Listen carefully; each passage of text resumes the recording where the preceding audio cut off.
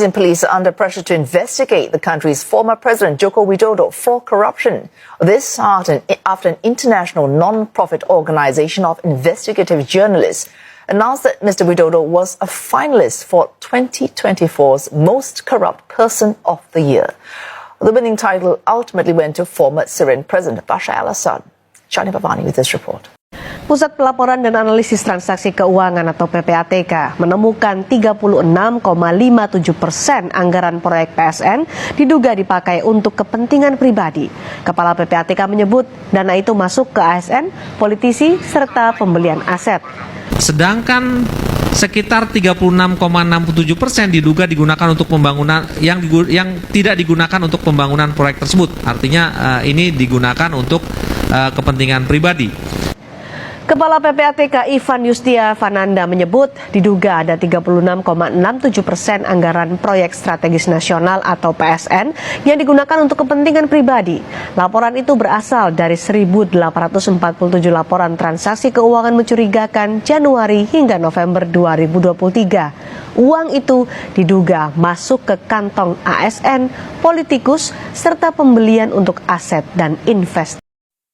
Yang paling banyak merugikan keuangan negara itu Pak Jokowi. Saya mau diundang sama kejaksaan jadi saksi ahli khusus minyak goreng. Ini merugikan keuangan negara Pak. Saya bilang Pak Jokowi yang paling banyak merugikan negara. Jadi saya nggak jadi saksi ahli. Anda tahu akibat nikel dilarang, ya? Nikel dilarang, biji nikel yang dilarang ya, biji nikel dilarang.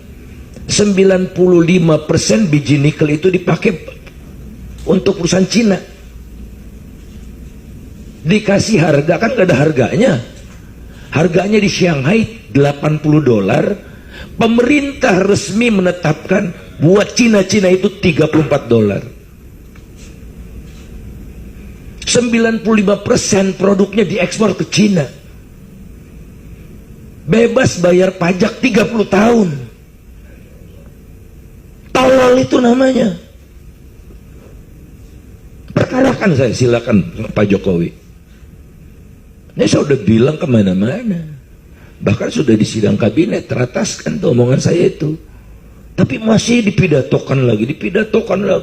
Wah, kita dapat rezeki nombok 450 triliun. Kebohongan luar biasa itu. Kita kan maksudnya rakyat Indonesia, Cina yang dapat 400 triliunnya itu. Jadi jangan main-main ngurus negara Pak Jokowi. Tidak ada satupun di dunia ini yang bisa membuktikan bahwa Pak Jokowi dan keluarganya itu telah melakukan tindak pidana korupsi. Sebab bukti itu hanya bisa ditetapkan oleh penyidik, bukan oleh warga negara biasa seperti kami. Yang bisa disampaikan itu kami menyampaikan data. Tergantung penyidik apakah data itu dianggap menjadi bukti yang sah untuk meningkatkannya ke tahap proses penyidikan atau tidak. Oleh karena itu, jangan lagi sekali-kali kita diombang-ambingkan dengan istilah mana buktinya. Nggak ada buktinya, yang ada adalah datanya. Kalau ditanya ada datanya, sudah kita serahkan dulu tahun 2022 ke KPK, 2004 lalu ke KPK, baik oleh Nurani 98 maupun oleh organisasi masyarakat yang lain. Tinggal penyidik di KPK sekarang berani nggak untuk menetapkan data-data yang diserahkan itu sebagai bukti awal dugaan terjadinya pelanggaran pidana terkait dengan suap, korupsi, dan sebagainya yang menyangkut keluarga Pak Jokowi gitu. Sehingga dengan begitu terang benderang sekarang, jangan orang lagi diombang-ambingkan dengan dalih mana bukti. Nggak ada bukti, yang ada data. Dan data itu telah kami serahkan, tinggal penyidik sekarang yang memiliki kewenangan untuk menentukan apakah data itu cukup untuk dinyatakan menindaklanjuti dalam proses hukum. Indonesia menjadi perbincangan dunia, dan disinilah KPK menjadi institusi yang dipertaruhkan. Apakah KPK akan berpihak pada kepentingan untuk memperbaiki keadaan Republik, atau justru KPK menjadi instrumen yang membuat wajah Republik makin buruk? Bisa kita pastikan bahwa kunci kotak Pandora itu dipegang oleh KONI, dan dalam pengertian bahwa suatu waktu secara metaforik dokumen-dokumen itu akan dibuka, dan di dalam mitologi Pandora itu setelah kotaknya dibuka, evil evolves, itu apa namanya, itu kejahatan kemudian keluar. Di dalam akan jadi pertaruhan di awal Januari. Itu apa sih isi dari kotak Pandora yang kuncinya dipegang oleh Ibu Koni. Semua beban yang masih tersisa di dalam memori kita tentang Presiden Jokowi, tentang kejahatan konstitusionalnya, tentang kasus-kasus yang digelapkan dan dimanipulasi yang merupakan laporan publik, itu yang selalu harus kita ingatkan bahwa banyak hal yang dilaporkan oleh publik tapi diabaikan oleh KPK. Dan sampai hari ini, pertama, ini tentu tidak terlepas konflik politik antara Jokowi dengan PDIP. Jadi setelah Jokowi pecah kongsi dengan PDIP, praktis setelah itu, apa yang dilakukan oleh Jokowi salah di mata PDIP. Soal masa jabatan Presiden 3 periode, kemudian isu perpanjangan jabatan Presiden atau memperpanjang masa jabatan Presiden 2 tahun, dan seterusnya, itu kan menjadi amunisi.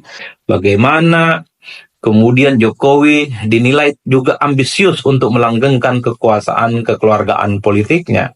Dulu mungkin masih banyak kalangan aktivis, kelompok-kelompok kritis, dan civil society yang masih berada di belakang Jokowi ketika Jokowi secara perlahan menunjukkan gestur perlawanan politik kepada PDIP dan Megawati. Kenapa banyak yang support? Karena hanya Jokowi lah satu-satunya orang yang dinilai mampu mengamputasi dan mematahkan dominasi kekuatan politik PDIP. Dulu orang masih berada di belakang Jokowi ketika Jokowi terus-menerus disebut sebagai petugas partai. Secara perlahan orang berharap, publik berharap Jokowi melawan PDIP dan melawan Megawati. Saat itu, tapi ketika Jokowi dinilai merestui Gibran maju sebagai calon presiden Republik Indonesia 2024 berpasangan dengan Prabowo Subianto, disitulah kemudian kelompok-kelompok aktivis, civil society, pro-demokrasi, dan bahkan kalangan media yang sejak awal bersama dengan Jokowi sejak 2014, itu secara perlahan pindah haluan, dan mereka menjadi orang yang paling terdepan memberikan kritik dan juga serangan-serangan tajam kepada Jokowi.